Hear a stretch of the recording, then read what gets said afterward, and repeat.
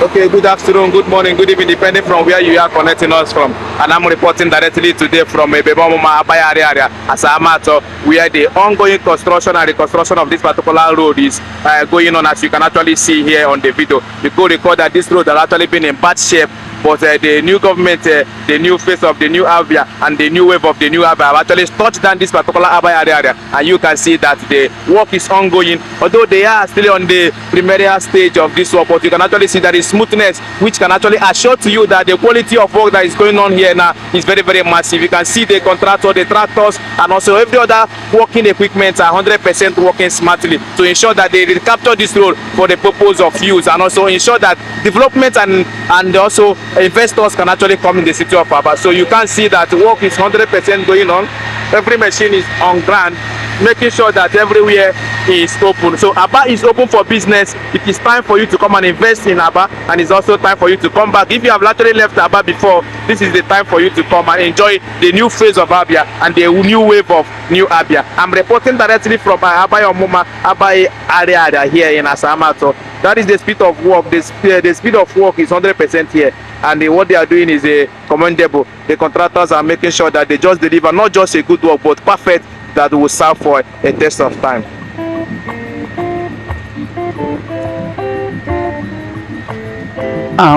Tobias Akubitike, Yan away Beromuma in Abayi Guniba, and they turn Shagibe.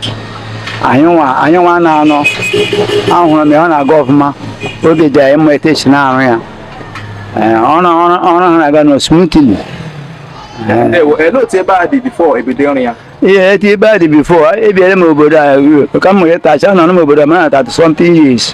I thought it's bound over, but I'm surprised for this year. On your way, baby, Metaquaka, no Benasa Kahana, through Okaziba, through Otti. I not come walk with a bagger. Come walk with a bagger on Shisha. Guy went no here, 8 months now, 9 months now. A tuition on the morning wagon or Chichiaga guy, the Machira, even many euros over the believe. And call on this your man, wait to get street light. So that's my young guy, Gujana, Jesus. The modern to phone the Prona Bambos on them, Macahabala to work. The Google Mandiji wear a shulo, Mando, Sonaba de ma proper. Well, I don't know, I should go by Hagamana and about the money come to the way goes to the course.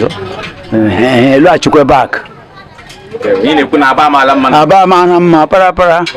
On your Luachi. I'm from Guajimu State.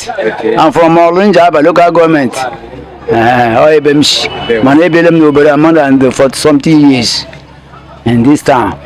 So as my young I go, Jesus. I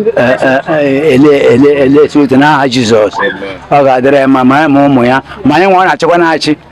And always only government and be a question of workers in danger work for years. Go say how did you make a man na church yellow woman? I got there na mana Jesus. Everywhere from Linus will be Ike. They got them gay by neighbor. I know Abayi Buliba. Abayi Buliba. They were on the cake is the home I was on Abayi.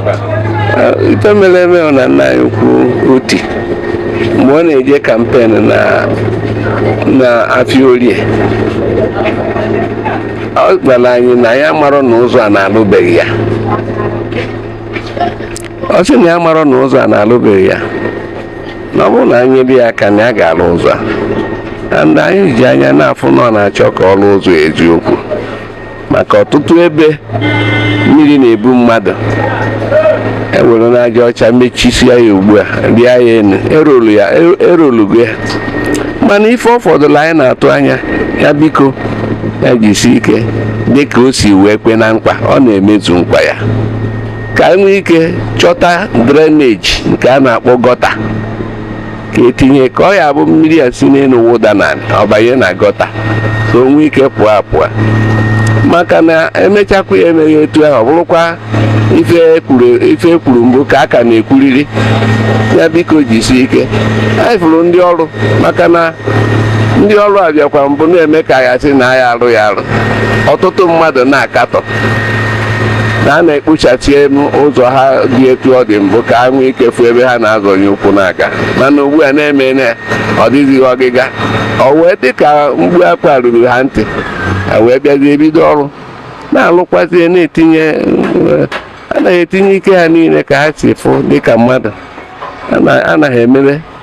So ebe anyị na-ayọ bụ na nke a lụtara alụta so far without the drainage ọ ka dị mma, mana anyị fụkwara etu esi arụ ya maga ndịda enwere isi etiti bịa dị mma, ngwụcha ya na-achọ ka ọ dị mma. Ụzọ bidoro n'isi dị mma ruo na ndịda dị mma, etiti ya a ga-efe efe bana ya si mekọdo ya ọnụ, maka ndịda ahụ bido from the express ebe ahụ na-eso n'ebe na-achụchi ya ndị mmadụ azụ ịbịa ebe a, maka ụdị apịtị na-adị n'ebe ahụ anaghị arị ya arị. A na-arị enu praịmarị skuul Abayi wee na-aga ụzọ, mana ka o si na-adị emena ya ugbu a anyị ka fụrụ na mmiri abịabeghị, ha ji si ike.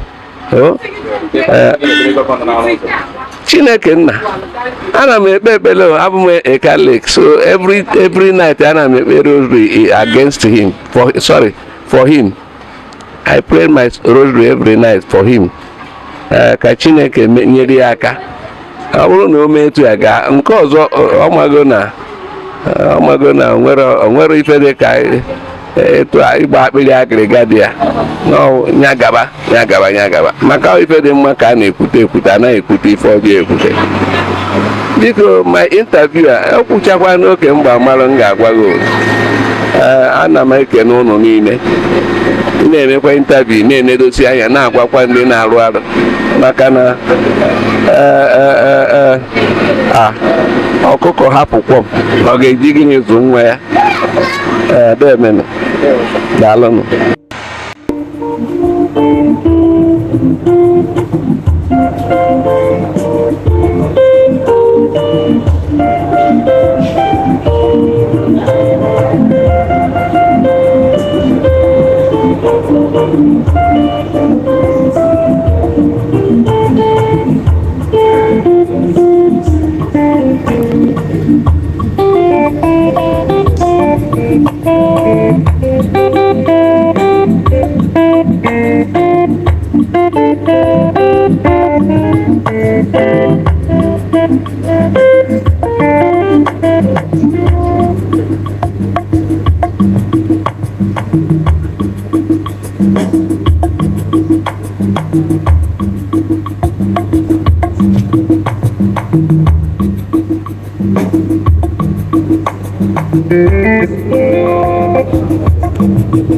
Thank you.